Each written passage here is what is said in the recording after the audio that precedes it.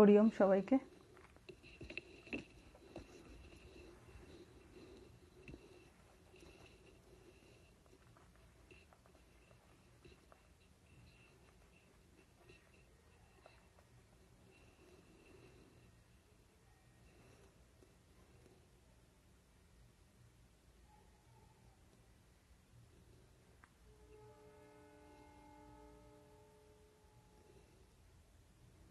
হরি ওম সবাইকে।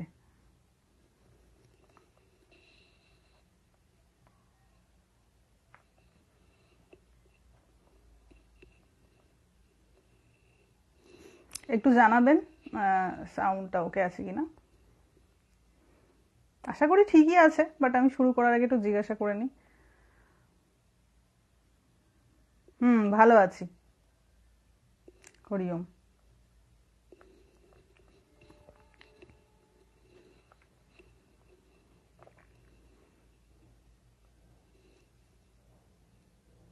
হরি ওম।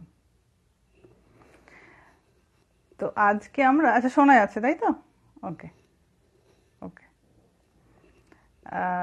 আজকে আমরা গীতার যে কটা শ্লোক বাকি ছিল সে কটা আজকে শেষ করে দেবো। হরি ওম। আমাদের সব ছানাপোনাদের হরি ওম অভ্যাস হয়ে গেছে শুনে শুনে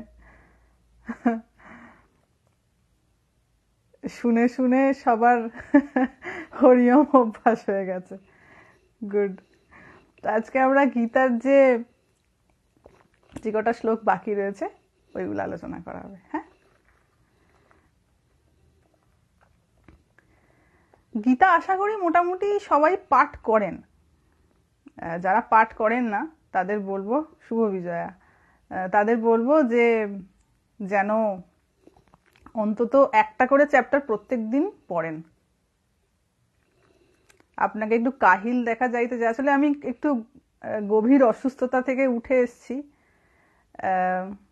সেই জন্য হয়তো একটু কাহিল দেখাচ্ছে। মানে আমার একটু খুব শরীরটা অসুস্থ হয়ে গিয়েছিল, নাক মুখ দিয়ে ব্লিডিং হচ্ছিল, একটু সমস্যার মধ্যে ছিলাম, সিরিয়াস হয়ে গিয়েছিল, তো যার জন্য হয়তো একটু এরকম লাগছে। এখন ঠিক আছি। তো গীতাটা অবশ্যই যে কোনো একটা মানে আপনার প্রথম, দ্বিতীয়, তৃতীয়, চতুর্থ এরকম করে চ্যাপ্টার প্রত্যেকটা দিন অন্তত এইটার জন্য একটু সময় দিলে আমার মনে হয় বেশ উপকার হয় সবার। এবং কিছু না কিছু স্পিরিচুয়াল প্র্যাকটিসের মধ্যে থাকা।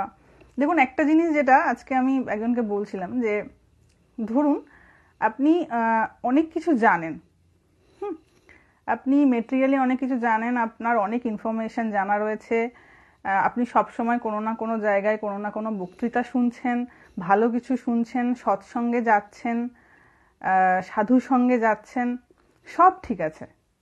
কিন্তু একটা জিনিস যেটা ভেরি ইম্পর্ট্যান্ট সেটা হচ্ছে আমি যদি প্র্যাকটিস না করি, প্র্যাকটিসটা যদি আমার না থাকে, তাহলে কিন্তু এগুলো সবই আমার কাছে একরকম করে সময় কাটানো। ঠিক আছে? এবং আমি এটাকে কোনোভাবে পজিটিভলি আমার কাজে লাগাতে পারবো না। ঠিক যেমন টিভি দেখা, ধরুন শ্রীরামকৃষ্ণের একটা কোনো সিরিয়াল হচ্ছে, আমরা দেখি, অনেকেই দেখি, যখন মহাভারত হতো সবাই দেখতো, তো দেখলাম কিছুক্ষণ ভাবটা থাকলো আবার চলে গেল। কিন্তু ওটার যে ইম্প্যাক্টটা আমাকে নিতে হবে জীবনে, তার জন্য আমার কিছু নিজের অধ্যবসায় এবং প্র্যাকটিস থাকাটা দরকার। তো এটা ভেরি ইম্পর্ট্যান্ট।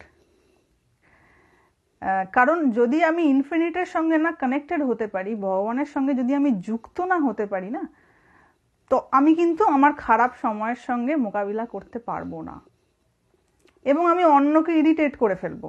আমি নিজে তো ইরিটেটেড হবই কোনো না কোনো প্রবলেমে, কারণ আমার নিজের ভিতরেতে সেই নিজেকে সামলানোর মতন ক্ষমতাটাই নেই। যখনই আমার সামনে কোনো ক্রাইসিস এসে উপস্থিত হবে, আমি তখন সাহায্য খুঁজবো।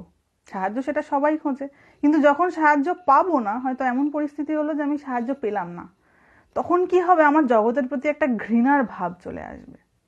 সবাই খারাপ, সবাই বাজে, কেউ আমাকে বোঝে না, ফ্রাস্ট্রেশন আরো বেড়ে যাবে, এবং যত ফ্রাস্ট্রেশন বাড়বে না, তত চারপাশে আমি আরো ফ্রাস্ট্রেশন ছড়াবো, আমার কাছে আরো ফ্রাস্ট্রেশনই ফিরে আসবে। তো এই জন্য কিছু মানে যেটার জন্য আমি এই কথাগুলো বলছি, কিছু প্র্যাকটিস থাকাটা খুব দরকার।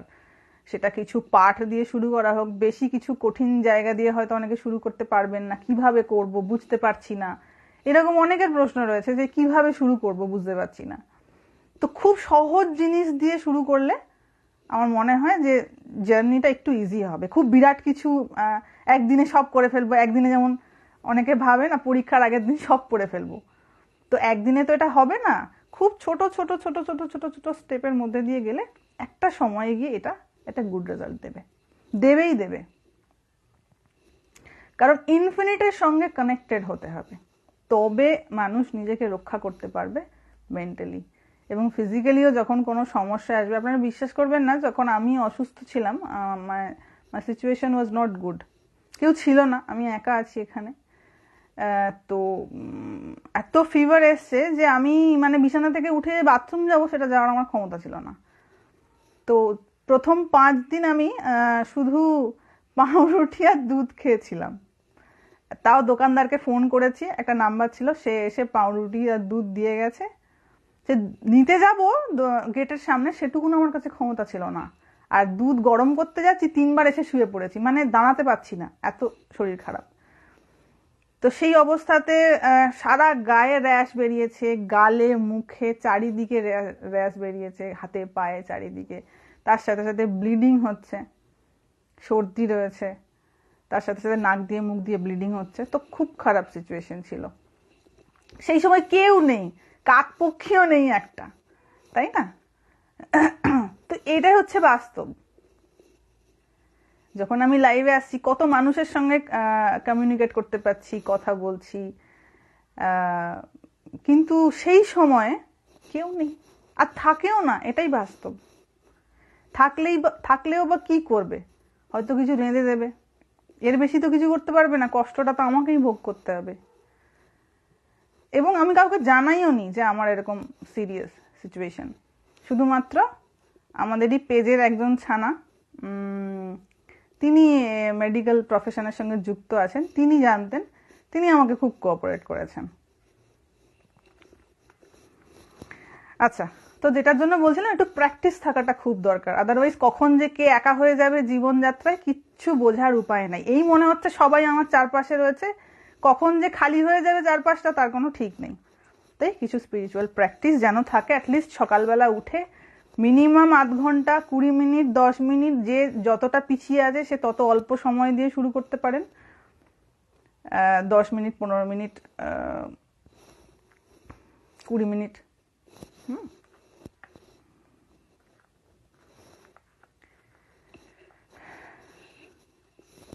আচ্ছা, তো 67 যে শ্লোকটা, সেইটা আমরা আলোচনা করব।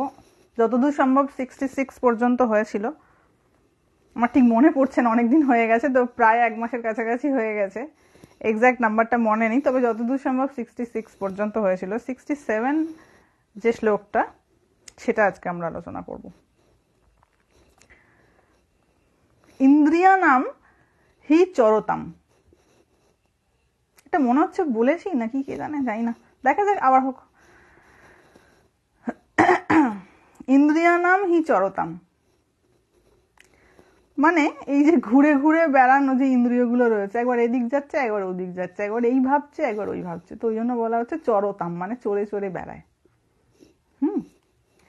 তো এই ইন্দ্রিয়গুলোর মধ্যে, ইন্দ্রিয়ানাম হি চরতাম মানে এই চড়ে বেড়ানো ইন্দ্রিয়গুলির মধ্যে যত মনঃ অনুবিধীয়তে, সেকেন্ড চ্যাপ্টার, যত মনঃ অনুবিধীয়তে। যত মানে হচ্ছে যেটা, মন অনুবিধীয়তে, অনুবিধীয়তে মানে হচ্ছে ফলো করা, অনুসরণ করা। তো এই চড়ে বেড়ানো ইন্দ্রিয়গুলোর মধ্যে যেটাকে মন ফলো করে, মানে ধরুন আপনি রাস্তা দিয়ে যাচ্ছেন, একটা সুন্দর দৃশ্য দেখলেন, মনটা কোথায় গেল? এই চক্ষু ইন্দ্রিয়ের যে বস্তুটা রয়েছে তাতে গেল। তো ঠিক এইরকম ভাবে এই চরতাম ইন্দ্রিয়ানাম, চড়ে বেড়ানো ইন্দ্রিয়ের মধ্যে যেটাকে মন ফলো করে, মানে মন যেটার পিছন পিছন যায়, একসাথে তো সবগুলোতে যেতে পারবে না, একসাথে একটাতেই যেতে পারবে। তো কখনো এটা কখনো ওটা, তো যেটাকে ধাওয়া করে, যেটাকে ফলো করে, তদস্য হরতি প্রজ্ঞাম, সেইটাই কি করে, তার প্রজ্ঞাকে হরণ করে নেয়। তার যে নলেজ আছে ওইটাকে হরণ করে নেয়, কারণ মন ওইটার পিছনে দৌড়ে ওইটার সঙ্গে আইডেন্টিফাইড হয়ে গেছে, এক হয়ে গেছে। আবার যদি ভালো লাগে, সেটা যদি খুব সুন্দর জিনিস হয়, তাহলে তো আরো তাড়াতাড়ি অ্যাটাচ হয়ে যাবে। এবার তার পরের প্রসেসে চলতেই থাকবে, যেটা আমরা দু একটা আগের শ্লোকে পড়েছিলাম, যে ধ্যায়ত বিষয়ান পুংস সঙ্গস্তেষু উপজায়তে, শ্লোক নাম্বার 62। এটা আমরা আলোচনা করে এসেছি। তো যেই মনটা ওই দিকে গেল, অমনি সঙ্গে সঙ্গে ভালো লাগার জিনিস, ওইটার ধ্যান শুরু হয়ে গেল। এবার ধ্যান হওয়ার পরে অ্যাটাচমেন্ট হবে, তার পরের পরের পরের পরের স্টেপগুলো হতে থাকবে। তো ভগবান এখানে বলছেন তদ অশ্ব হরতি প্রজ্ঞাম। অশ্ব মানে হচ্ছে এর মানে হচ্ছে জীবাত্মা, যে ব্যক্তি, সেই ব্যক্তির কি করে, হরতি প্রজ্ঞাম, তার প্রজ্ঞা, মানে সাধন ভজন করে যা টুকটাক একটু একটু জ্ঞান অর্জন করেছে, মনটা ওইদিকে গেল কোনো বিষয়ের প্রতি, তো কি করবে, ওটা খুব বেশি দূর এগিয়ে গেলে ওটাই ওর প্রজ্ঞাকে হরণ করে নেবে। এই জন্য ঠাকুর খুব সাবধান করতেন। কেউ একটু যখন সাধন ভজন করে ঠাকুরের কাছে হয়তো এসেছে, একটু বিদ্যে বুদ্ধি রয়েছে বা একটু শাস্ত্র পাঠ করেছে, তো ঠাকুরের কাছে এসে খুব জ্ঞানের কথা হয়তো বলছে, তখন ঠাকুর কি বলতেন তাকে? ঠাকুর বলতেন, নেটের প্রবলেম হচ্ছে, ওহো আসলে এখন হচ্ছে চারিদিকে।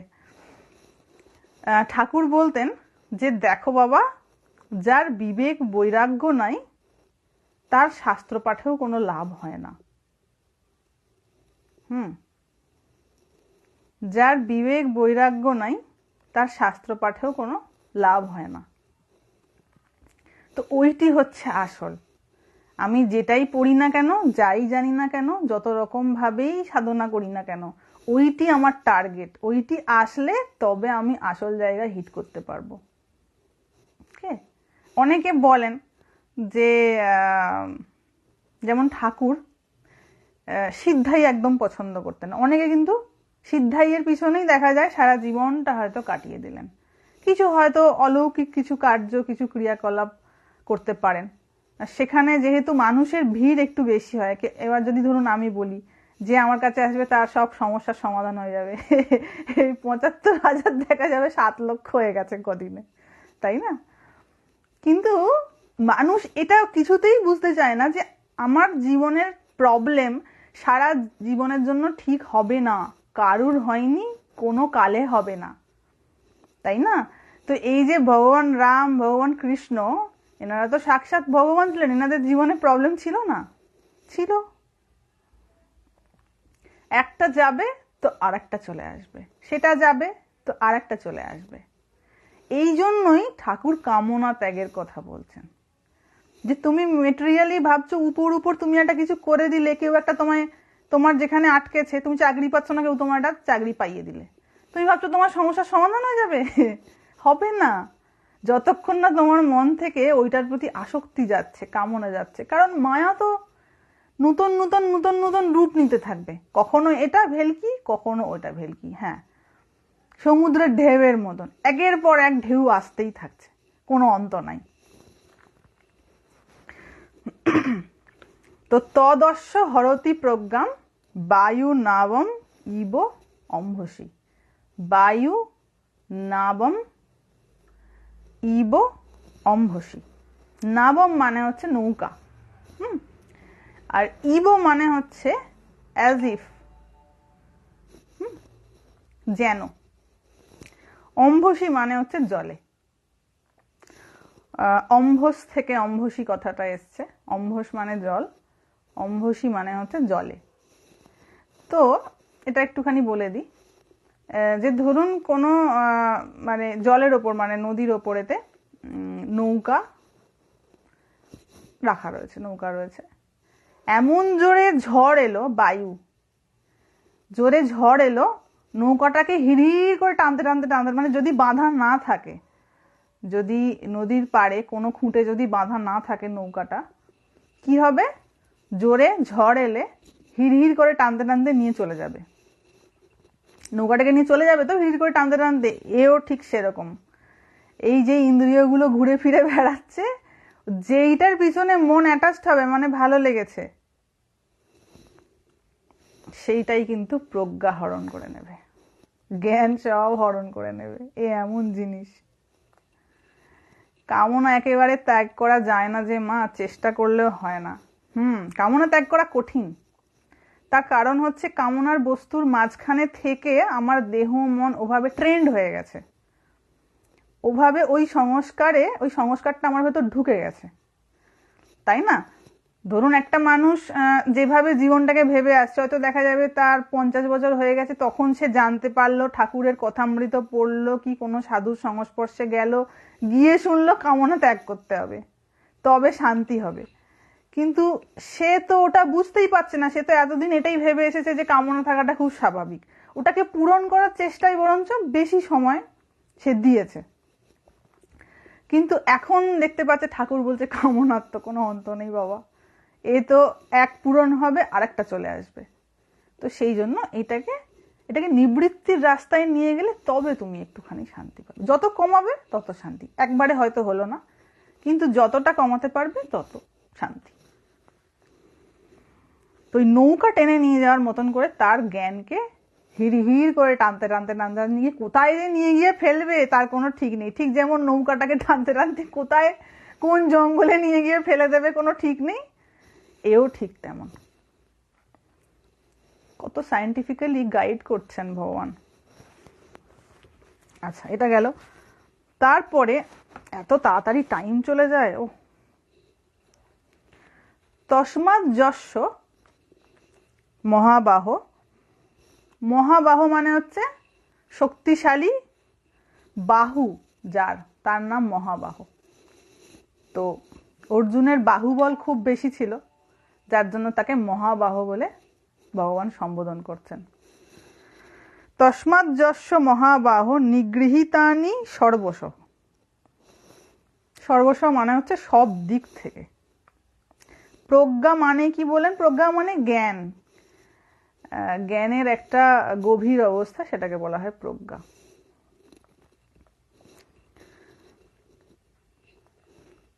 কারণ প্র উপসর্গ, তার সঙ্গে জ্ঞা ধাতু, জ্ঞানেও গা ধাতু, জ্ঞা বলছি গা ধাতু, আর প্রজ্ঞাতেও গা ধাতু, টু নো, দুটোরই মানে হচ্ছে টু নো।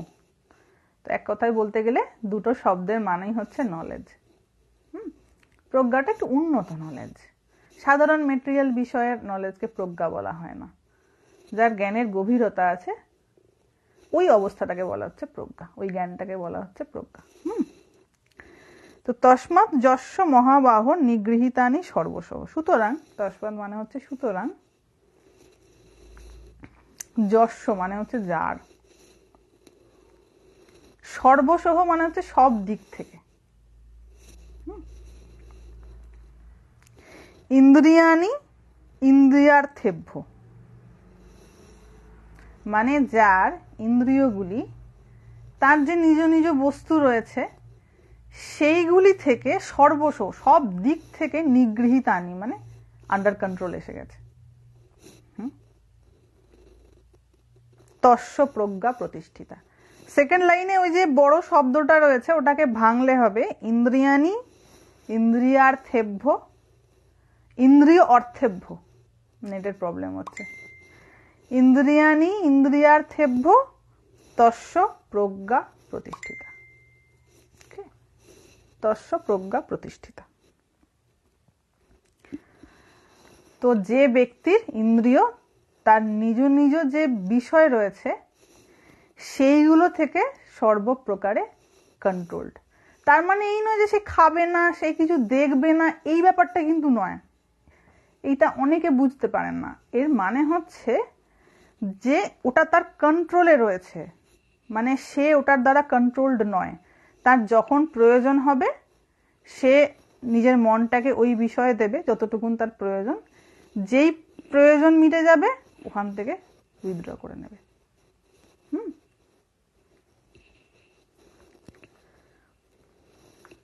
আসলে ডিস্টেন্সটা অনেক, তো ওই জন্য একটু নেটের প্রবলেম হচ্ছে, এখানে একটু নেটের সমস্যা আছে সম্ভবত। ক্লিয়ার? এটা তস্য প্রজ্ঞা প্রতিষ্ঠিতা, তার নলেজ হচ্ছে স্টেবল হয়ে গেছে। তার সেই স্টেবল যার নলেজ হয়ে গেছে, তারও কখনো কখনো ওই নৌকা হিড় করে টেনে নিয়ে যাওয়ার মতন টেনে নিয়ে চলে যেতে পারে। কখন যে কি হয়ে যেতে পারে তার কোনো ঠিক ঠিকানা নেই।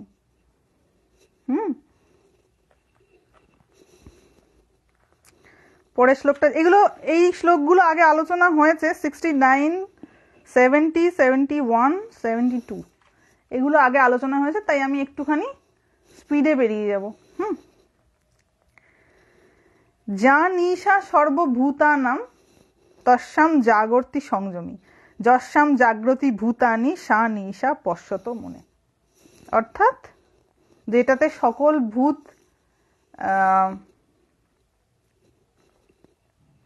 নিশা মানে ইম্পর্টেন্ট নয়, অতটা সাধারণ মানুষের কাছে অতটা ইম্পর্টেন্ট নয়, সেইটাতে যিনি সংযমী ব্যক্তি হন তিনি সেটাতে ইন্টারেস্টেড থাকেন। মানে এই ভগবত প্রসঙ্গ, ভগবত আলোচনা, যেগুলো বেশিরভাগ মানুষের কাছেই অতটা ইম্পর্টেন্ট নয়, কিন্তু যিনি সংযমী তার কাছে ইম্পর্টেন্ট। যস্যাম জাগ্রতি ভূতানি সা নিশা পশ্যত মনে, যেটাতে সমগ্র জগৎ জেগে থাকে, মানে সাধারণ মানুষ ইন্টারেস্টেড হয়, ভালো লাগে, যেটাকে বিষয় সুখ বলা হচ্ছে, সেইটাতে কিন্তু যিনি সংযমী সা নিশা পশ্যত মনে, মানে সেটার মধ্যে সে নিশা দেখে। পশ্যত মানে হচ্ছে দেখা, সে নিশা দেখে মানে রাত্রি, মানে ওখানে জেগে থেকে লাভ নেই, ইন্টারেস্টেড হয়ে লাভ নেই, শুয়ে থাকে, মানে খুব উদাসীন সেটার প্রতি। যার জন্য দেখবেন যেখানেতে খুব বেশি হই হই, এমনি আমাদের সাধারণ বাড়িতেও কিছু কিছু মানুষ আছেন যারা বেশি হই হই করা পছন্দ করেন না, খুব বেশি লোক দেখানো জিনিস পছন্দ করেন না, কারণ তারা ভগবানের কৃপায় এটা বুঝতে পেরেছেন যে এইটার কোনো মানে নেই, এটার বিশেষ মূল্য নেই, এটা কিছুক্ষণের জন্য হই হই করতে ভালো লাগবে, তারপর আবার জেগে সেই আবার জেগে সেই হয়ে যাবে। তো যারা এটা বুঝতে পেরেছেন তারা কিন্তু আর 5টা মানুষ যেখানেতে গিয়ে নাচানাচি কুদোকুদি করছে, লাফালাফি করছে, সেখানে মেতে থাকেন না, সেই বিষয়ে খুব একটা ইন্টারেস্টেড হয় না, চুপ করে থাকেন। বাড়ির বাকি মেম্বাররা বিরক্ত হয়ে যায় তাকে নিয়ে, যে আমাদের সঙ্গে সামিল হচ্ছে না, আমাদের মতন করে এত হই হট্টগোল করছে না, এবং তাকে খুব এই ধরনের মানুষদের জীবনে বেশ কষ্ট বেশি, কারণ তাদের তো বাড়িতেই থাকতে হয়, তাদের তো এমন নয় যে বাড়ি থেকে বেরিয়ে কোথাও চলে গেলাম। কিন্তু এই প্রত্যেকটা ধরুন তারা কোনো সোশ্যাল ফাংশন হয়তো অ্যাটেন্ড করতে চাইছেন না, যেখানে খুব বেশি জাঁকজমক লোক দেখানোর ব্যাপার রয়েছে সেখানে যেতে চান না, বা যেটা খুব আর্টিফিশিয়াল কৃত্রিমভাবে কেউ জাহির করার চেষ্টা করছে সেটাতে হয়তো যেতে চাইছেন না। এরকম অনেক মানুষ আছেন যারা গৃহস্থ জীবনযাপন করছেন। তো তারা কিছুটা এইরকম যারা ওই জগতের সঙ্গে তাল মিলিয়ে চলতে পারেন না, কারণ ভুয়ো এটা বুঝতে পেরে গেছেন, বাকিরা বুঝতে পারেনি বলে ওটা নিয়ে মাতামাতি করছে, কিন্তু তিনি বুঝতে পেরে গেছেন যে এটাতে বিশেষ কিছু পাওয়ার নেই, এটা ভুয়ো জিনিস, এটা নিয়ে পড়ে থেকে বিশেষ লাভ হবে না, কারুর কোনো কল্যাণই হবে না, না তো কোনো শান্তি হবে। যাই পরের শ্লোকটায়, একটু তাড়াতাড়ি এগোচ্ছি। হ্যাঁ, মা জন্মদিন নিয়ে বাড়াবাড়ি, এটা কি ঠিক? এই রে, এটা এমন প্রশ্ন করলেন, তো দেখুন জন্ম ব্যাপারটা যে আনন্দের, এই কনসেপ্টটা কোথা থেকে এলো আমি জানি না। মানে কারো জন্ম হয়েছে মানে জিনিসটা খুব আনন্দের, এইটা মানুষের একটা কল্পিত ধারণা।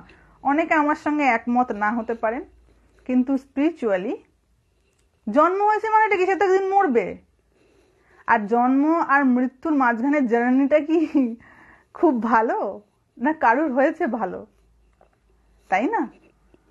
তো সেটা যে খুব আনন্দের, এটা যার মনে আনন্দ হচ্ছে, কারোর জন্ম হওয়ার ফলে তার জন্য ওটা আনন্দের, কিন্তু যে এসছে তার জন্য কতটা আনন্দের এইটা তো সময় বলবে। জেনারেলি হয় না, জন্ম জিনিসটা আমার মনে হয় না আনন্দের।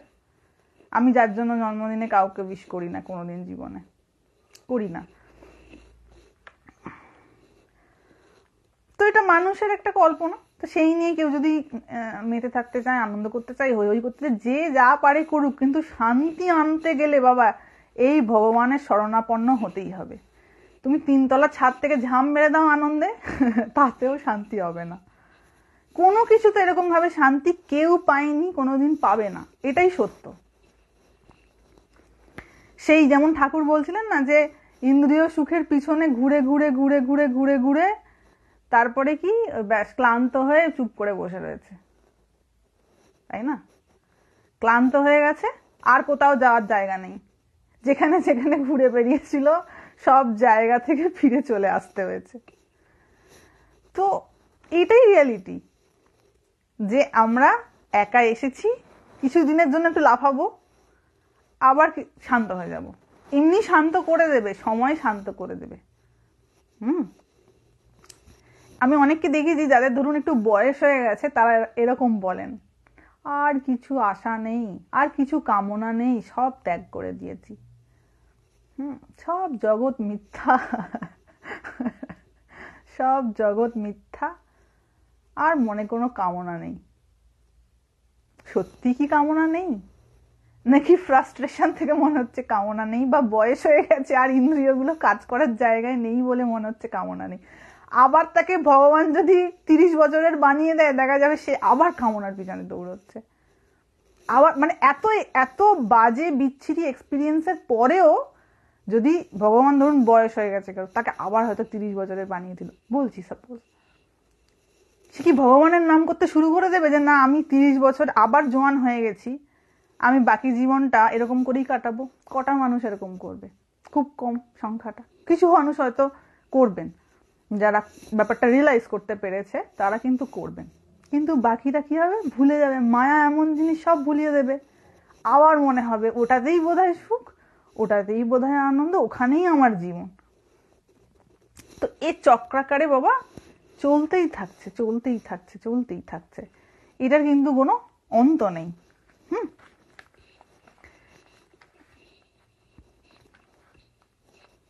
তাই যে যাই করো না কেন, সাথে ভগবানকে নিয়ে চলো, কারণ তিনি কখনো বিট্রে করেন না, কোনো দিন না।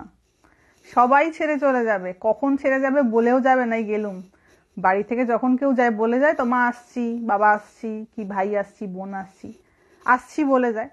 কিন্তু মৃত্যু এমন একটা জিনিস, যখন মানুষ চলে যায় বলে যায় না এই এলুঙ্গো। কে কখন কাকে ছেড়ে চলে যাবে তার কোনো ঠিক আছে? ঠিক নেই।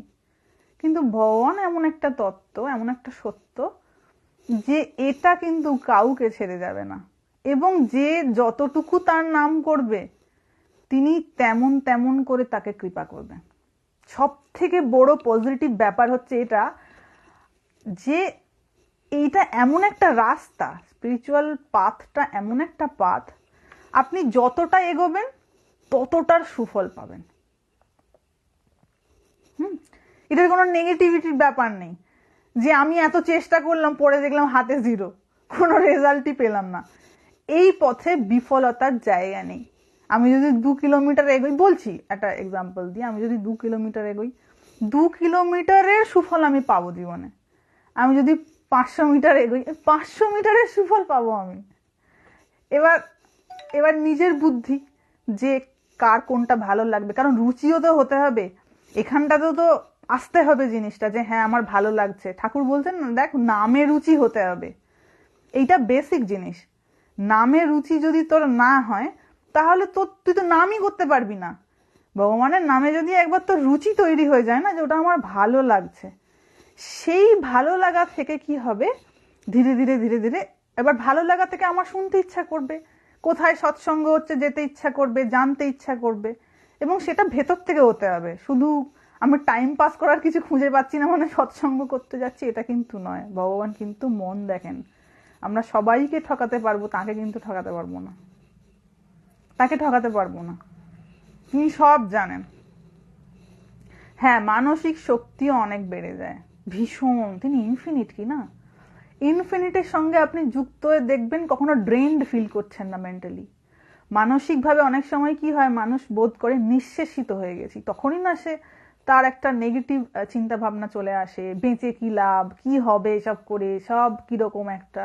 কিন্তু যখন আপনি ভগবানের সঙ্গে একটা কানেকশন তৈরি করে ফেলতে পারবেন না, ইনফিনিটের সঙ্গে একটা লিঙ্ক আমি তৈরি করে ফেলেছি, কোনোভাবে তখন ড্রেনড ফিল হচ্ছে না, সব সময় আই এম এনার্জাইজড, সব সময় মনে হচ্ছে যে আমার সাথে তিনি আছেন। ওই জন্য দেখবেন কিছু কিছু জায়গায় দেখা যায় যে হয়তো সাধু বৃদ্ধ হয়ে গেছেন, সন্ন্যাসী তো বৃদ্ধ হয়ে গেছেন, কিন্তু কত হাসি মুখ, যেন কত খুশি, মানে কত তৃপ্ত জীবনে, এরকমও আমরা দেখতে পেয়েছি। আচ্ছা, 70টা চলে আসি। এখানেতে তিনটে পরের যে শ্লোক রয়েছে, দুটো শ্লোক রয়েছে, সেটা হচ্ছে ওই শান্তি কেমন করে পাবে। তো বাবা এইটা বলার প্রসঙ্গে একটা জিনিস বলে নি, যে এটা বলেছি আগে, যে সময় থাকতে থাকতে কিন্তু করে নেওয়াটা খুব দরকার। আমি এমন একটা সময় বুঝতে পারলাম যখন হয়তো স্টেশন থেকে ট্রেনটা বেরিয়ে গেছে, তখন হওয়াটা কঠিন। যার যত তাড়াতাড়ি এটা রিয়েলাইজ হবে, সে তত তাড়াতাড়ি কিছু প্র্যাকটিস করতে পারবে। কারণ সময় যদি অনুকূল না হয়, যদি সময় ফেভারে না থাকে, ধ্যান জপ করতে বসেও করতে পারবে না। তাই শারীরিক সুস্থতা এবং মানসিক সুস্থ যখন মানুষ একটু রয়েছে, তখনই সেটাকে কাজে লাগাতে, একটু ভালো সময় হয়েছে আমি এখনই একটু কাজে লাগাই, এই প্রবৃত্তি না থাকলে ওই যেমন করে নৌকাটাকে টেনে হিজড়ে নিয়ে গেছে, আমাদের জীবনটাকে এরকম করে ওই সময় নিয়ে চলে যাবে কোথায় উড়িয়ে, কোনো কুল কিনারা পাওয়া যাবে না। হ্যাঁ, আজ জানি না কেন একটু নেটের সমস্যাটা হচ্ছে, ভগবানই জানে তার কি ইচ্ছা। তো শান্তি কেমন করে কিভাবে পাওয়া যায় সেইটা বলছে। আপূর্যমানম, আপূর্যমানম হচ্ছে মানে উপরে জল একবারে ভরে রয়েছে, অচল প্রতিষ্ঠান মানে স্টেবল, স্টেডি হয়ে রয়েছে জলটা। সমুদ্র মাপি আপ প্রবিশন্তি যদ্বৎ, মানে ধরুন সমুদ্র,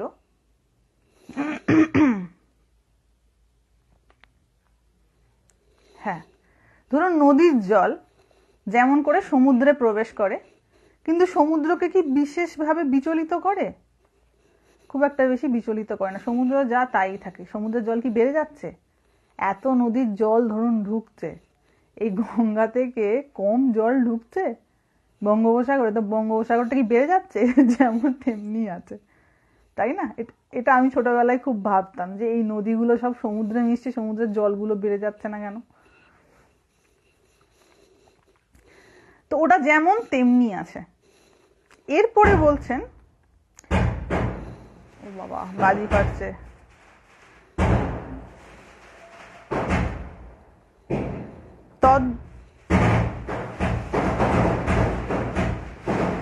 আসলে এখানে দিওয়ালিটা খুব সেলিব্রেট করে তো এরা, তো ওই জন্য এক সপ্তাহ আগে থেকেই বাজি ফাটানো শুরু হয়ে যায়। শোনা যাচ্ছে আশা করি।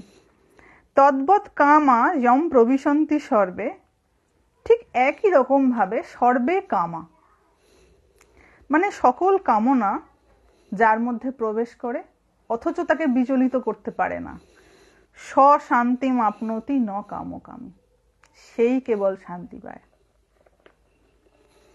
হয়তো ধরুন কামনা আছে, কিন্তু কামনাকে কেমন করে উইথড্র করতে হয়, কেমন করে কন্ট্রোল করতে হয়, সেইটা সে জেনে ফেলেছে, তাকে খুব বেশি বিচলিত করছে না,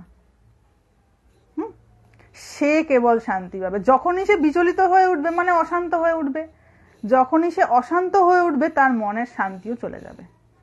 এই কথাটা আমি বারবার বলি, যে জিনিসটা আপনাকে অশান্ত করছে সেই জিনিসটা আপনার শান্তি নষ্টের কারণ, এবং যেই আপনি অশান্ত হবেন আপনার মনের শান্তি গেল। আপনি না নিজে ভালো থাকবেন, আর না অন্য কাউকে ভালো থাকতে দেবেন।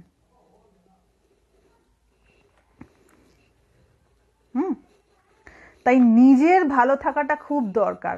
আমরা কি করি, অন্যকে মানে অন্যের মনের জঞ্জাল পরিষ্কার করতে যাই, কিন্তু আমার নিজের মনের জঞ্জাল যত পরিষ্কার হবে, আমি নিজে যত ক্লিন হব, ততটা আমি অন্যকে মানে সে আমাকে দেখেই শিখবে।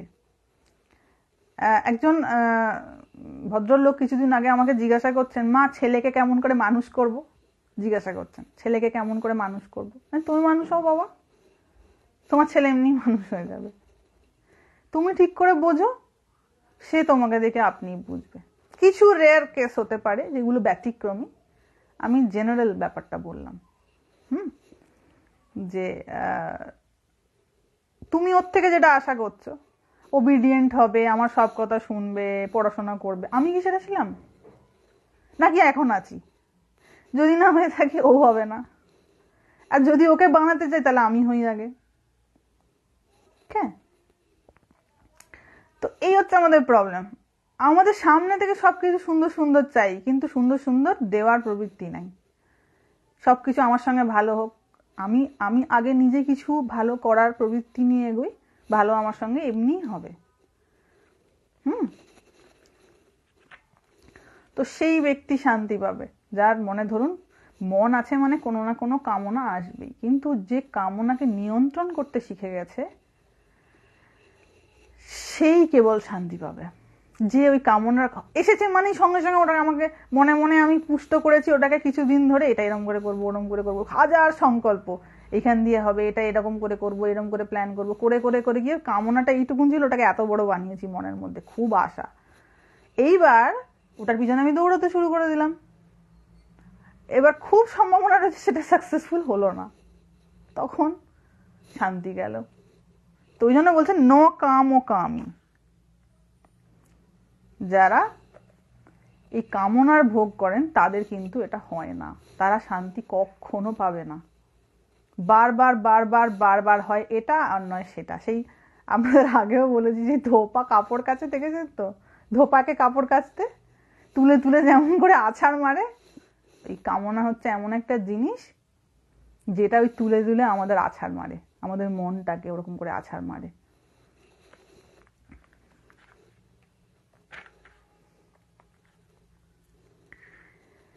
এর পরেরটাই চলে আসি। একটা জিনিস বুঝতে পারছেন তো, যে বাজলো 8:38, একটা জিনিস বুঝতে পারছেন তো, যে যে কোনো আধ্যাত্মিক আলোচনাতেই আপনি যান না কেন, সেটার কনক্লুশন এসে দাঁড়ায় কামনা ত্যাগ করো। এটার আর দ্বিতীয় কোনো উপায় নেই। মানে সে ডায়ে হোক বায়ে হোক, বিভিন্ন শাস্ত্র যত রকমের রয়েছে, ঠাকুর ওই জন্য এক কথায় সার কথায় বলে দিচ্ছে কামিনী আর কাঞ্চন।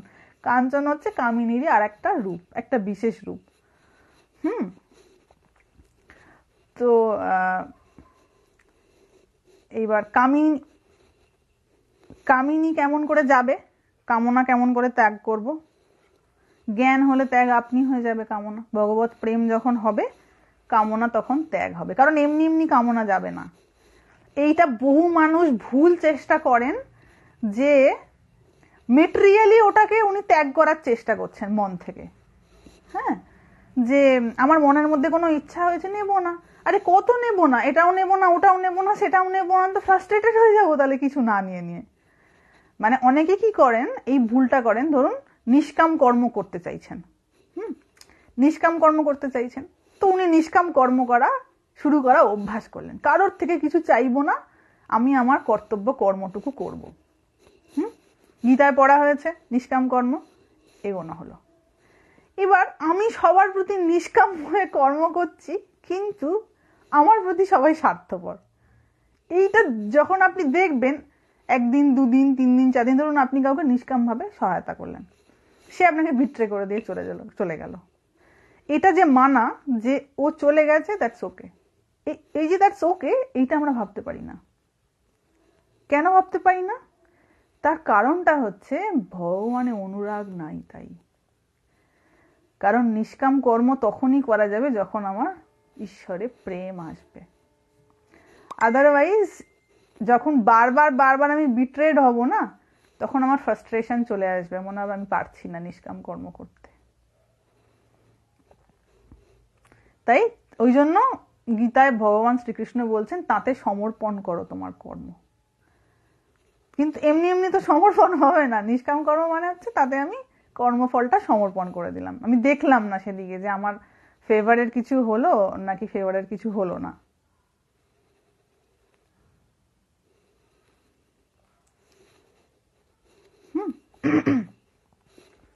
তো যার জন্য ভগবানের অনুরাগ না হলে নিষ্কাম কর্ম করা যায় না। এমনি এমনি হয় না, এমনি এমনি আমি স্বার্থ শূন্য হয়ে গেলাম, এমনি এমনি আমার কোনো প্রয়োজন থাকলো না, এমনি এমনি আমি কিছু রিটার্ন আশা করলাম না, এটা হয় না। ঈশ্বরের প্রেমটা ওদিকে যত হবে, সেই ব্যক্তিটা আপনা হতেই নিঃস্বার্থ হবে, আপনা হতেই সে নিষ্কাম কর্ম করবে। কারণ সে একটা খুঁটি পেয়ে গেছে, তার শান্তির, তার তৃপ্তির একটা জায়গা পেয়ে গেছে। যে বিষয়মুখী হয়ে রয়েছে তার তো ওই বিষয় আনন্দগুলোই তার জীবনের আনন্দ, ওটাই তার খুঁটি। তো যখন সে বারবার নিঃস্বার্থ হয়ে করতে যাচ্ছে, হয়তো চেষ্টা করছে কোনো ব্যক্তি, কিন্তু বারবার তাকে ঠক্কর মারা হচ্ছে, সে তো পাগল হয়ে যাবে, ফ্রাস্ট্রেটেড হয়ে যাবে, কারণ তার জীবনে আর কোনো আনন্দ নেই, সে তো দিয়েই চলেছে, কিছু পাচ্ছে না। তো নিষ্কাম কর্ম এত সহজে করা যায় না। আগে ওই জন্য ঠাকুর বলতেন ওরে তাকে দেওয়ার আগে, মানে কেমন করে তাতে অনুরাগ হয় যেন তেন প্রকার আগে ওটা কর, বাকি যত কর্ম করার আছে তত পরে করবি, ওগুলো আগে কেমন করে তাতে ভক্তি লাভ হয় সেইটার চেষ্টা কর। কারণ ওইটা যদি তোর না হয় না, খুব সহজেই তোর মাথাটা খারাপ হয়ে যাবে, এমন মায়া আছাড় মারবে।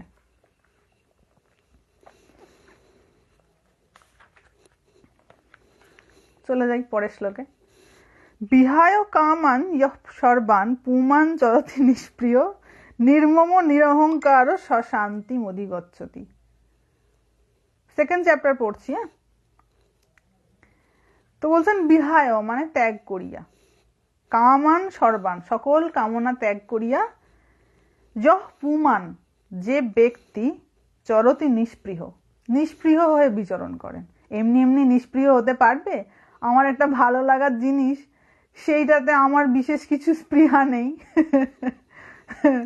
এটা কি চারটিখানি ব্যাপার নাকি, তাই না? নির্মম নিরহংকার ও সশান্তি অধিগচ্ছতে। নির্মম মানে মম ভাব শূন্য, মানে আমার, মম মানে হচ্ছে আমার। তো আমার এই মানে কোনো জিনিস যে আমার এই ভাবটার নাই, নির্মম, ঠিক আছে, নিরহংকার, তো মানে তার সেই জাতীয় কোনো অহংকার বা ইগো নাই যে আমি অমুক আর আমি তমুক। কারণ যত অমুক আর তমুক হবে, ভগবান তো দর্পহারী নারায়ণ, এমন ছোবল মারবেন, মানে ছোবল অর্থে ওরকম কিছু নয়, এমন দংশন করবেন, এমন পরিস্থিতি তৈরি করবেন যে যদি কৃপা করেন, না হলে একটু বাড়তে দেবেন ইগোকে। যেমন ব্যাঙ ফোলে, ব্যাঙের পেট ফুলছে ফুলছে ফুলছে ফুলছে ফুলছে ফুলছে ফট করে ফেটে যাবে, যখন ফট করে ফাটবে একবারে ফুটি ফাটা হয়ে যায়। তো ইগো এমন একটা জিনিস, সেটা যদি ভগবান কৃপা করেন তাকে না, তো ঠিক আছাড় মেরে মেরে মেরে হয় এদিক থেকে আছাড় মারবে, ওদিক থেকে আছাড় মারবে, মেরে মেরে মেরে মেরে ও দূর করাবে। কারণ এমনিতে যাচ্ছে না, এমনভাবে ভেতরে ঢুকে বসে রয়েছে নিজেকে কেন্দ্র করে। এই যে নিজের কি বলবো, নিজের গরিমা, আমি নিজেই নিজের কাছে এত বড় হয়ে বসে রয়েছি, এটাই তো ইগো, যে আমি কিছু কম নয়, আমি একটা বিরাট কিছু, নিজেই নিজেকে সার্টিফিকেট লিখে দিয়েছে যে আমি কিছু কম নয়। তো ভগবান এটা সহ্য করেন না, একটা সময়ে গিয়ে এমন আছাড় মারবে যে আর উঠে দাঁড়ানোর জায়গা থাকবে না।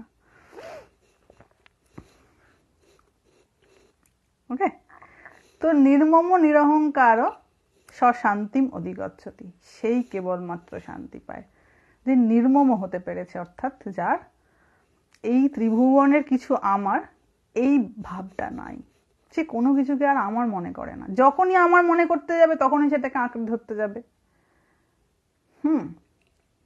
যখনই মনে হবে যে এটা আমার, মানে কি এটা আমার থাকুক তাহলে, এবার সেইটাকে আমার করে রাখার জন্য সে তার এবার স্ট্রাগল শুরু হয়ে যাবে।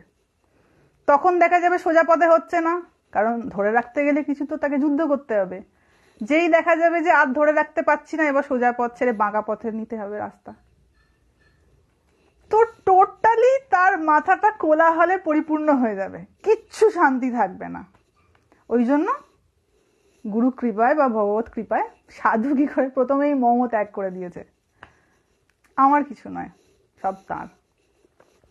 তিনি যতটুকুন দেবেন ততটুকুন আমার থাকবে বা আমার ব্যবহারের উপযোগী হবে।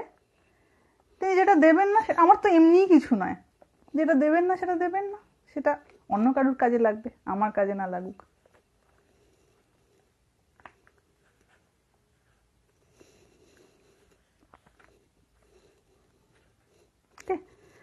স্বশান্তিম অধিগচ্ছতি, সেই ব্যক্তি কেবল শান্তি পায়। এবার যার জীবনে প্রচন্ড অশান্তি, সে যদি নিজের অশান্তির জায়গাগুলো ভালো করে খুঁজতে থাকে যে কেন আমি অশান্তি ভোগ করছি। আমরা কি করি, সহজে অন্য কাউকে দায়ী করে দিই, অমুকের জন্য আমার অশান্তি হয়েছে। কিন্তু সত্যি কি তাই? সে কতটা দায়ী? আমার মনের বা আমার জীবনে যে অশান্তি, মানসিক অশান্তি, সেটার পিছনে আমি নিজে কতটা রেসপন্সিবল, সেটা তো কেউ খুঁজতে চায় না। না, সেটা খুঁজতে গেলে দেখা যাবে যে আমারই প্রচুর এক্সপেকটেশনের পাহাড় ছিল কোথাও না কোথাও। হয়তো আমি একটু কম দায়ী, কিন্তু দায়ী। শ্লোকের নম্বরটা এটা হচ্ছে 2nd চ্যাপ্টার, ভার্স নাম্বার 71।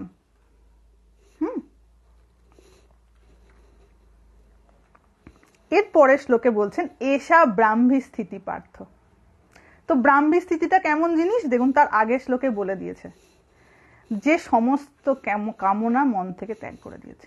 নির্মম নিরহংকার যহ পুমান চরতি নিষ্পৃহ, নিষ্পৃহ হয়ে ঘুরে বেড়াচ্ছে, যাকে কোনো কিছু স্পর্শ করতে পারে না, না প্রশংসা আর না নিন্দা। কারণ দুটোর মধ্যে কোনো একটা স্পর্শ করলেই বেশ গেল, আর শান্তি থাকবে না। শান্তিম অধিগচ্ছতি, আর থাকবে না, গেল শান্তি তখন। আর সে সেটা কি করেছে, প্র্যাকটিস করতে করতে করতে করতে করতে করতে এক্সপার্ট হয়ে গেছে।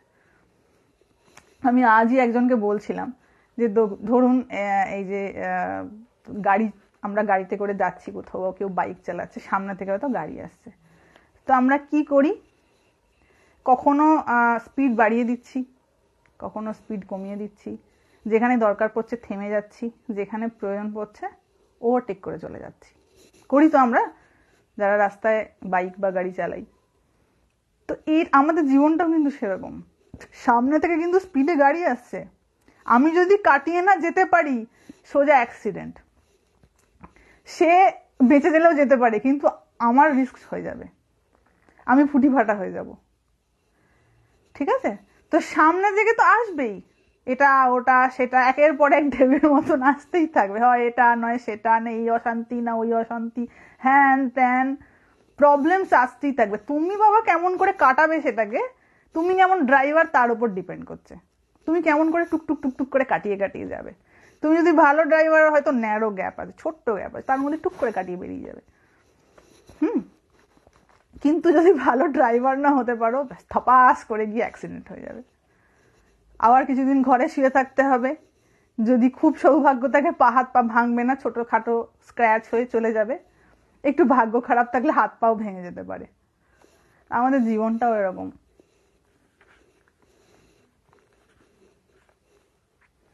এসব ব্রাহ্মী স্থিতি পার্থ, এইটাকেই ব্রাহ্মী স্থিতি বলে। যে ব্রহ্মের স্থিতি লাভ করেছে, তার এই কে কি বললো, কে আমার সঙ্গে কি করলো, এগুলোতে খুব একটা যায় আসে না। সে ওটাকে, ওই নেগেটিভ জিনিসটাকে মন থেকে বাইরে কেমন করে করতে হয়, সেই বিদ্যাটা আয়ত্ত করে ফেলেছে ভগবত কৃপায়। এসব ব্রাহ্মী স্থিতি পার্থ ন এনম প্রাপ্য বিমুহ্যতি। এটাকে যখন কেউ প্রাপ্ত করে, মানে এই অবস্থাটা যখন কারোর প্রাপ্ত হয়, সে কিন্তু আর মোহগ্রস্ত হয় না, সে আর আইডেন্টিফাইড হবে না। সে যে কোনো বিষয়ে রিয়াক্ট করার আগে একটু ভাববে, 10 বার ভাববে।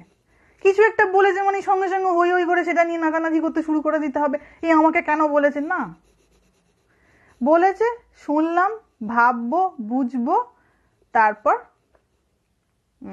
আমি তার প্রতিক্রিয়া করব।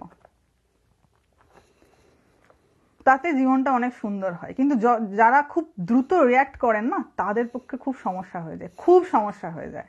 যারা ওই সময়টায়, মানে প্রতিক্রিয়া তো করব, কিন্তু সেই সময়টায় নয় যে ইমিডিয়েটলি আমাকে এক্ষুনি বোম ফাটার মতন ফাটতে হবে, এইটা যারা মানে না করাটা অভ্যাস করে ফেলেছেন তাদের জীবনটা একটু সুন্দর, একটু একটু শান্তির। তো 71 নম্বর শ্লোকে যে কন্ডিশনটার কথা বলা হয়েছে সেটাই বলা হচ্ছে ব্রাহ্মী স্থিতি। দেখুন কত সুন্দর করে ব্রাহ্মী স্থিতিটা কেমন জিনিস, ব্রহ্মে স্থিতি লাভ করলে তার কি কি লক্ষণ হয় সেটা পরিষ্কার করে এখানে বলে দেওয়া রয়েছে, কোনো ডাউট থাকার কথা নয়। এসা ব্রাহ্মী স্থিতি পার্থ ন এনম প্রাপ্য বিমুহ্যতি, এইটা প্রাপ্ত করার পর কিন্তু আর মোহগ্রস্ত হয় না। স্থিত্বা অশ্যাম অন্তকালে অপি ব্রহ্ম নির্বাণম ঋচ্ছতি। আর এই অবস্থায় মানে এই ব্রাহ্মী স্থিতি অবস্থায় কেউ যদি অন্তিম সময়ে স্টেবল থাকতে পারে, স্থিত্বা স্টেডি থাকতে পারে, ব্রহ্ম নির্বাণম ঋচ্ছতি, তার কিন্তু ব্রহ্ম নির্বাণ প্রাপ্ত হয় সে।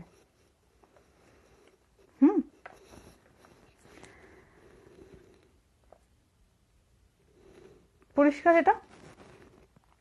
আজকে এটা শেষ করব বলে আমি একটু তাড়াতাড়ি করলাম, কারণ অনেকদিন ধরেই টানা চলছে। এগুলো ছিল স্থিতপ্রজ্ঞের লক্ষণ, যেটা অর্জুন জানতে চেয়েছিল ভার্স নাম্বার কততে, 54-এ। স্থিতপ্রজ্ঞের কিরকম কি আচরণ বা তারা কেমন করে কথা বলে এগুলো সব জানতে চেয়েছিল অর্জুন। তো ভগবান টানা কতগুলো শ্লোকে এটা ক্লিয়ার করে বলে দিয়েছেন। তো এগুলো রোজ পড়লে কি হবে, তার একটা প্রভাব তো আছে। আমরা যদি গীতার সঙ্গ করি তাহলে গীতার ভাব প্রাপ্ত হব। কিছু একটা করা, মানে একদম কিছু না করার থেকে কিছু একটা করা অনেক বেশি শ্রেয়।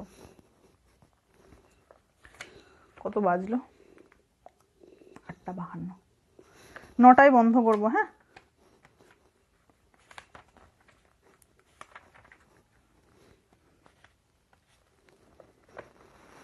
কালকে একজন প্রশ্ন করছেন, মাতাজি শান্তি কি করে পাবো, কি করতে হবে? ত্যাগ করতে হবে। ত্যাগ কি করে হবে? ভগবানের প্রেম হলে ত্যাগ হবে। ভগবানের প্রেম কি করে হবে? একটু জপ ধ্যান অভ্যাস করতে হবে, একটু সাধু সঙ্গ করতে হবে, একটু নির্জনে অভ্যাস করতে হবে। সাধু সঙ্গ কোথায় পাবো? এ তো বাবা ভগবানের কৃপা, এটি ভগবত কৃপা। এটা পাওয়া মানে যে কোনো সাধু সঙ্গ পাওয়া। তবে হ্যাঁ, অনলাইনে একরকম, সামনাসামনি বসে ব্যাপারটা বেশি সুন্দর হয়। অনলাইনে তো শুনলাম, তার সঙ্গে আমি বিশেষ কিছু কথা বলতে পারলাম না, শুধু শুনে গেলাম, এটা একরকম। কিন্তু সামনাসামনি ব্যাপারটা আরো সুন্দর হয়। যদিও এই ডিজিটাল টাইমে এইটুকুন হচ্ছে, এটাই অনেক বড় ব্যাপার। আগে তো সেটাও হতো না। তো এটা ভগবানের কৃপার উপর নির্ভর করছে আমি সাধু সঙ্গ পাবো কিনা। যারা পেয়েছেন তারা সৌভাগ্যবান, সরাসরি দীর্ঘদিন সাধুর কন্ট্যাক্টে থাকতে পেরেছেন। কারণ এটাও খুব একটা রেয়ার ব্যাপার যে কোনো একটা সাধু হয়তো কোথাও রয়েছেন, সেখানে আমি কেমন করে তার কন্ট্যাক্ট পাবো? তাকে যে আমি 1 ঘন্টা 24 ঘন্টার মধ্যে 1 ঘন্টা যে অ্যাক্সেসটা পাবো তার সঙ্গে, সেটা আমি কেমন করে পাবো, বা তিনি কেন আমাকে অ্যাক্সেস দেবেন? তো এটা পাওয়াটাও অনেকের হয়েছে, এরকম ভাগ্য আমার নিজেরই হয়েছে। তো এটা ভগবত কৃপার উপর নির্ভর করছে, আর আমার আন্তরিকতার উপর নির্ভর করছে। আমি যদি আন্তরিকভাবে তার কাছ থেকে চাই, তিনি দেবেনই দেবেন, যদি আমি আন্তরিক হয়ে থাকি। কিন্তু আমার যদি আন্তরিকতায় ঘাটা পড়ে থাকে, তাহলে দেখা যাবে সবই হাত থেকে জল বেরোনোর মতন করে বেরিয়ে যাবে।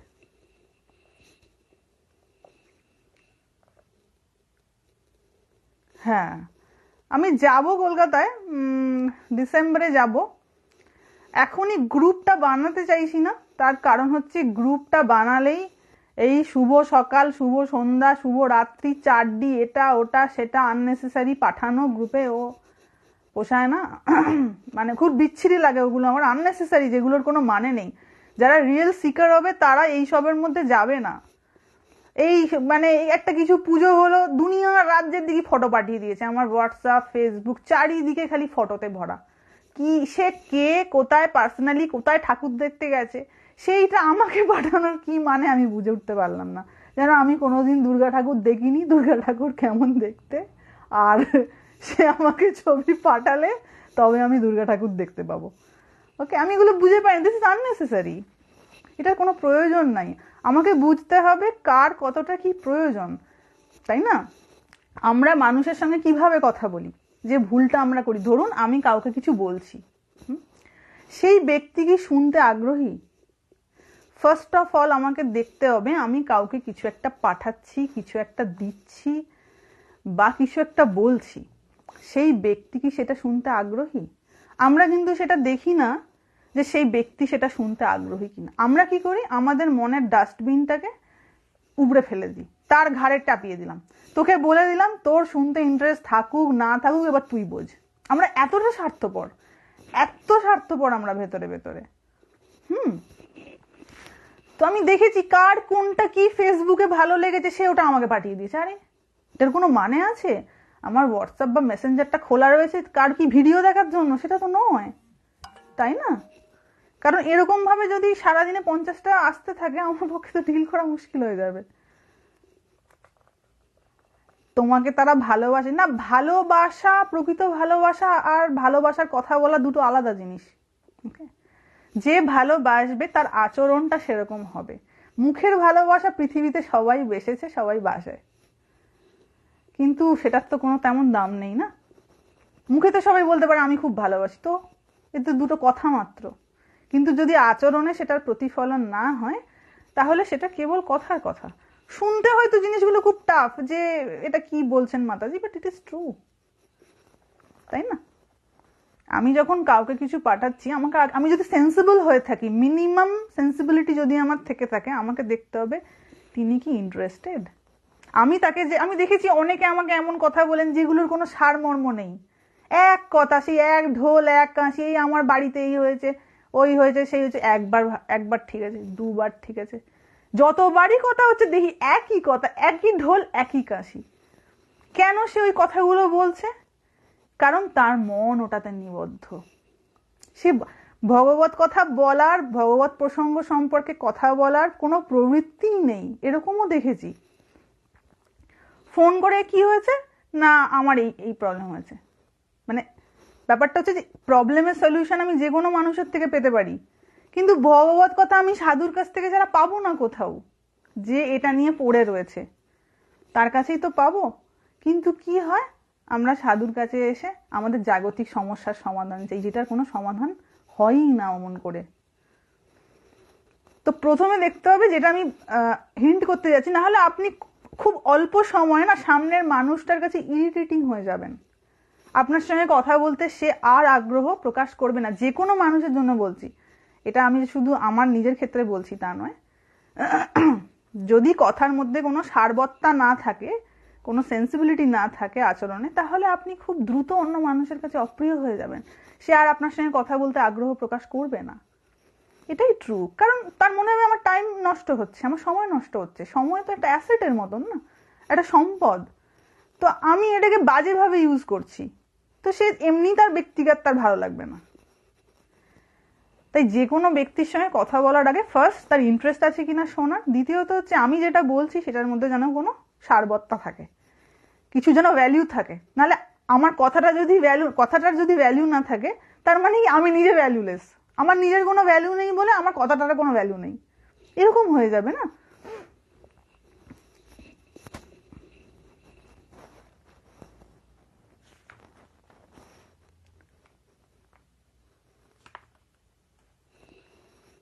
হ্যাঁ, কাজের কথা বলাটাই তো আসল বাবা। কাজের কথা না বলে আমরা তো অকাজ কুকাজ, ব্যক্তিগত, আমি তো দেখেছি অনেকে ব্যক্তিগত, যে আপনার কোথায় বাড়ি, কি পড়াশোনা করেছেন, যা বাবা, ভগবত প্রসঙ্গ নিয়ে কোনো ইন্টারেস্ট নেই, অথচ কোথায় কি বাড়ি, কি বৃত্তান্ত, কি অদ্ভুত লাগে আমার এগুলো। মানে এতটাই মনটা তাদের বিক্ষিপ্ত যে মিনিমাম যেটুকু সেন্স এটাও লুপ্ত হয়ে গেছে। তো কি তো সেই ব্যক্তি জপ করবেন, কি তো ধ্যান করবেন, কি তো ভগবানের চিন্তা করবেন, আর কি তো আধ্যাত্মিক উপলব্ধি হবে, সে তো কয়েক কোটি হাজার বছর কেটে যাবে সেই পর্যায়ে যেতে।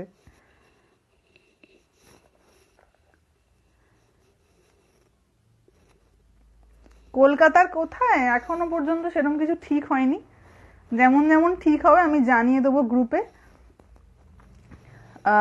গ্রুপটা এই জন্য আমি বানাইনি যে প্রসঙ্গে কথাটা এলো, গ্রুপটা এই জন্য আমি বানাইনি। আমি মানে যখন দেখা সাক্ষাৎ করার বা গ্রুপ যদি বানাইও পরের দিকে বানাবো, শেষের দিকে বানাবো, নভেম্বরের শেষের দিকে।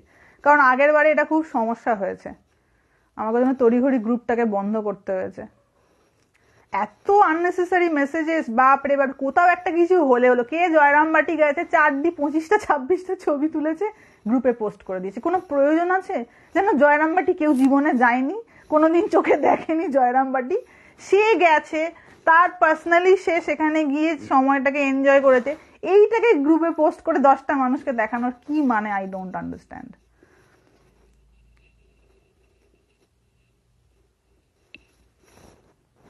So let's be sensible. একটু একটু সেন্সিবল হতে হয়। ভগবত কৃপা প্রাপ্ত করার জন্য একটু সেন্সিবিলিটি রাখতে হয় নিজের মধ্যে, যে কোথায় কোন অবস্থায় কি করণীয়, কোথায় কোন অবস্থায় কি করণীয় নয়। ডিসেম্বরে কত তারিখে আসছি আমি তৎকাল টিকিট করব, তো ডেট ফিক্স করতে পারিনি।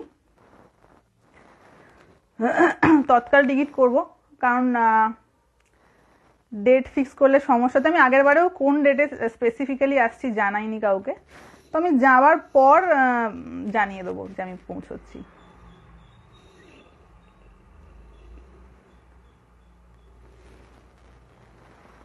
না, অজপা জপ করার সময় কর গোনার আর প্রয়োজন হবে না, কারণ তখন তো মনটা সেখানে দিতে হয়, মানে মনটা জপে নিবদ্ধ করতে হয়।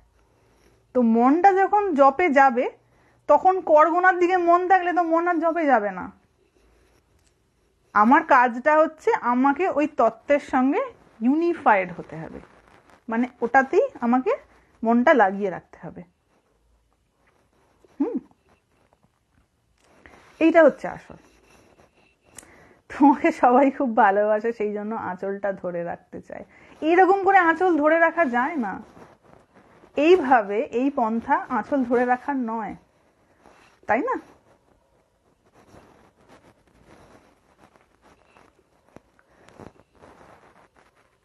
হ্যাঁ, মানে দেখুন, যে একটু ভগবানকে চায় তার গ্র্যাজুয়ালি এই নিজেকে দেখানোর প্রবণতা তত কমবে। যদি না কমে থাকে, বুঝতে হবে আমি ফ্রড করছি, আমি ফ্রড করছি, নিজের সঙ্গেও ফ্রড করছি, অন্যের সঙ্গেও ফ্রড করছি। যখনই এখনো পর্যন্ত যদি জাহির করার মনোভাব থাকে যে এটা করব ওটা করব, নো, আমাকে নিজের মনটাকে মানে অন্তর্মুখী করতে হবে। আমি যদি বারবার বিক্ষিপ্ত হয়ে থাকি, এটা ওটা সেটা, কোনো মানে নেই। সেটা সেটা আমাকে আরো বেশি অশান্তির মুখোমুখি করবে। আমাকে তো শান্ত হতে হবে না, আমি বিক্ষিপ্ত থাকার রাস্তাতেই হাঁটবো আর খালি বলবো আমি শান্তি পাচ্ছি না। যেদিকে যেদিকে গেলে যেমন যেমন আচরণ করলে বিক্ষিপ্ত হওয়া হয়, আমি সেইগুলো সব করছি করে, অথচ আমার প্রধান প্রশ্ন এবং প্রধান কমপ্লেন হচ্ছে আমার মনে শান্তি নেই। What is this? তো এটা আমার নিজেরই ভেতরের প্রবলেম, যে প্রবলেম কেউ সলিউশন করতে পারবে না, কারণ প্রবলেমটা আমার নিজের ক্রিয়েট করা। আমি নিজে বুঝতে পারছি না যে আমি আমার প্রবলেমের জন্য দায়ী।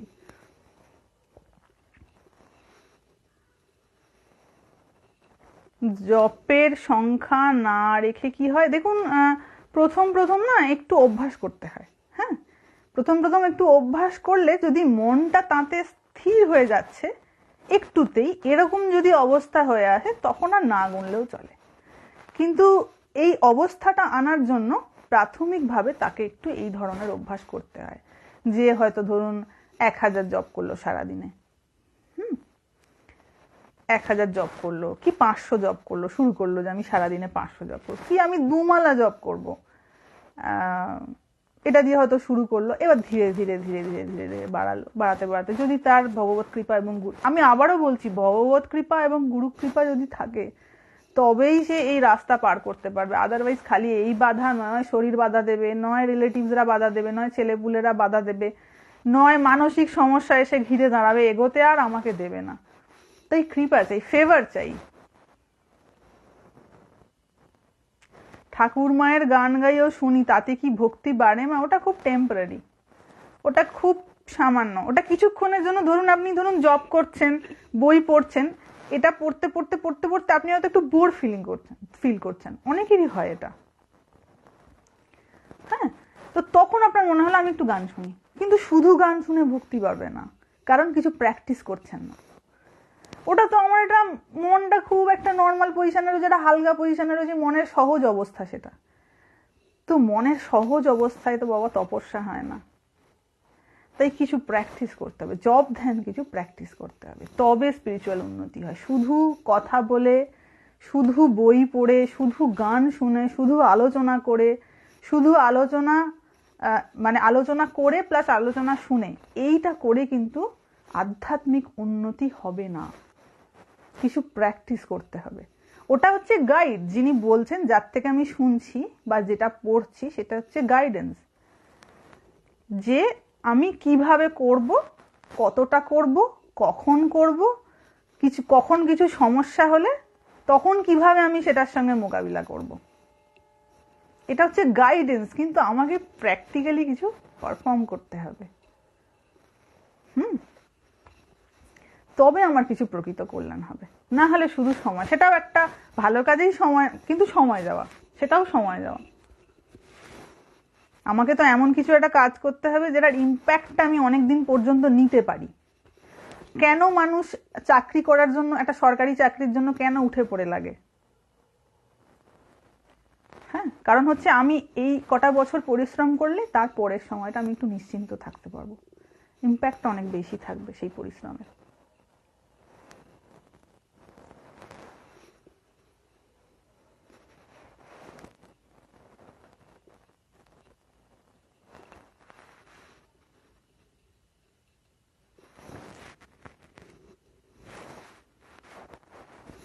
ঠিক আছে, হয়ে গেছে 1 ঘন্টা।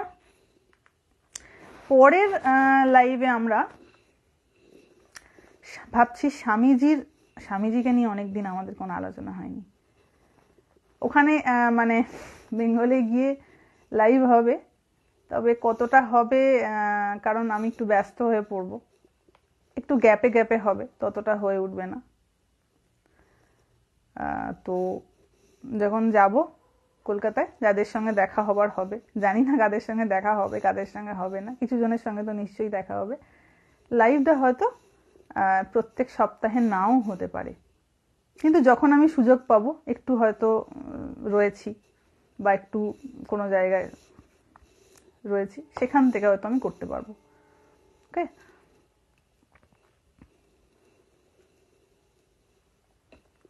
গ্রুপ বানাবো। নেক্সট স্যাটারডে কালী পূজা, কিছু কথা বলবেন? কালী পূজাতে না, ভাবছি কালী পূজার আগের দিন লাইভ করব। দেখা যাক, কারণ কালী পুজোতে এখানে না, দিওয়ালিতে এত বাজি ফাটে 8টা থেকে 7টা থেকে, যে কিছু শোনা যায় না। দিওয়ালি পড়েছে 12 তারিখে সম্ভবত। ঠিক আছে, দেখি যদি কালী পূজার আগের দিন, হ্যাঁ দেখি কালী পূজার আগে শুক্রবার দিন যদি লাইভ করা যায় একটা, দেখছি, আমি জানিয়ে দেবো। সানডে কালী পূজা, এই রে, সানডেতে কালী পূজা, ও তাহলে তো শনিবার দিন লাইভটা হেসে গেলে হয়ে যাবে, আমি সেটাই ভাবছি।